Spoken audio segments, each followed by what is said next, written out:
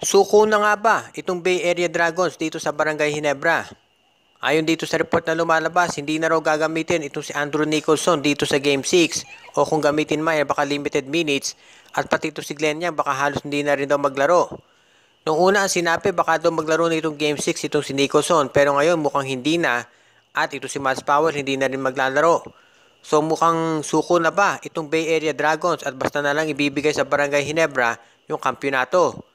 Kumbaga, wala na ngang champ, wala na ngang import itong Bay Area Dragons. Pagkatapos, isa doon sa mga top players nila, ito si Glenn Yang, ay mukhang hindi na rin daw paglalaroin masyado dahil nagkaroon ng injury. Kung sakasakaling mangyari yan, masasabi natin na halos sigurado na magkakampiyon ang Barangay Ginebra dito sa Game 6. Dahil kung kulang ng players itong Bay Area Dragons at kumpleto Barangay Ginebra, maasahan natin talaga na sila ay magiging underdog itong Bay Area at yamado naman ang Gene Kings. At kung ikaw naman ang Barangay Ginebra, syempre gugustuhin mo na as much as possible tapusin na sa Game 6 dahil baka pag na Game 7 pa ay mag-iba ang ihip ng hangin. Of course, alam naman natin na itong Barangay Ginebra lately panay na ang panalo ng kampyonato at dahil nandyan na ito si Jamie Malonzo at Jeremiah Gray, malamang ang dalawang ito ay lalo pang maging contenders for the future. Tungkol naman dito kay L.A. Tenorio, nag-undergo siya ngayon ng examination para ma-determine yung state ng kanyang injury. At ito si Japet Aguilar, restricted minutes pa rin daw ayon dito kay Coach Tim Cone. Ganun pa man, ang bentahe ng Barangay Ginebra siyempre ay nandito kay Justin Brownlee na habang tumatanda ay lalong gumagaling. Kaya sinabi ni Coach Tim Cone ay inaasahan pa rin niya na pagdating ng Game 6 ay handang-handa na sila para tapusin ang serye at maiuwi na ang kampyonato dito sa Commissioner's Cup. At ito ang patunay ulit na pagdating sa Commissioner's Cup, hindi lang height ang tinitignan dapat dyan ng import kung hindi yung skills nila. Ayon dito sa report ng The Tiebreaker Times, si Joshua Monson at Yavi Gomez de Leano ay ite-trade na ng Terra Firma dito sa Northport Batampier kapalit ni Kevin Ferrer, MJ Ayaay at 2 second round picks. Titignan natin yung trade, luging-lugi dito ang Terra Firma. Sabihin na natin na nag-i-struggle itong si Joshua Monson pero iyan ay number 1 pick pa rin at napakalaki ng potensyal. Samantala itong si Yavi Gomez de Leano, first round pick din yan ng Barangay Ginebra at outside scorer. Samantalang ang ipapalit ay itong si Kevin Ferrer na matandaan na rin at itong si MJ Aya ay nabangko naman sa Northport plus 2 second round picks sa 2023 at 2025 pa. So parang kung titignan natin, luging-lugi talaga dito ang Terra Firma at panalo ang Northport.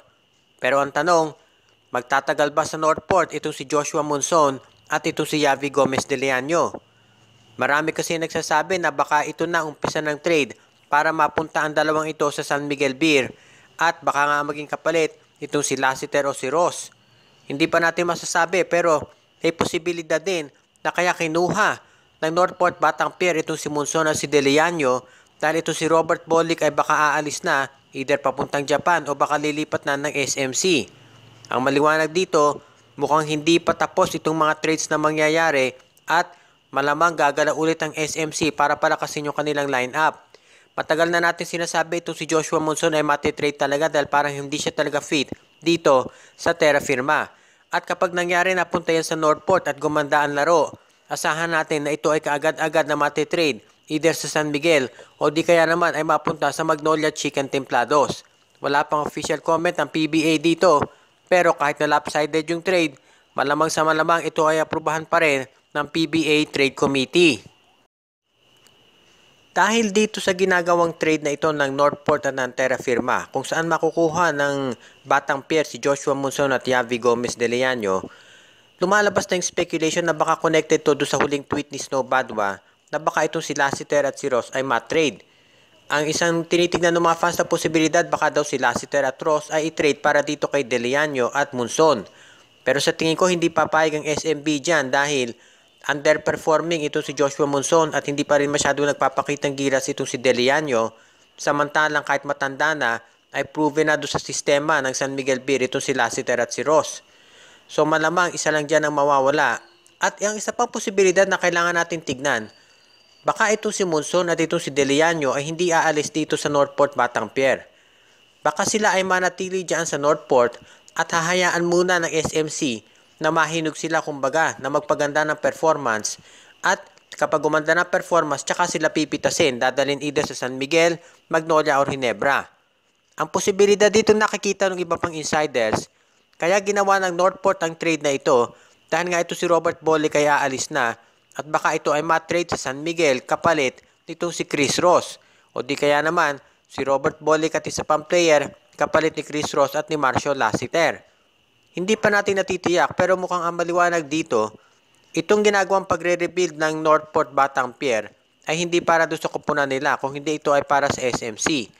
Samantala naman itong Terra Firma, napakalugi nila dito sa trade na to dahil iti-trade nila, ipamimigay nila yung dalawang bata nilang players para dito kay Kevin Ferrer at dito kay MJ Ayaay. Mahusay naman yung dalawang nabanggit na players lalo na kung may playing time.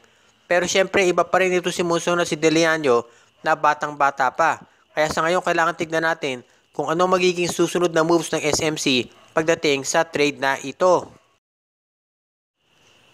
Kung pag-uusapan lang natin yung big men na pwedeng makuha ng Magnolia, kung talagang hinahanap nila kumbaga ay yung quality at yung hindi na kailangan pang i-develop, may dalawa dyan na pwede silang makuha. Of course, ito si Abu Tratter at Justin Arana na parehong nasa Converge Fiber Xers. Alam naman natin kung ano lang capability nito si Tratter. Nagpakita na yan nung nasa Alaska Aces pa siya at mas kinung nandito ngayon sa Converge.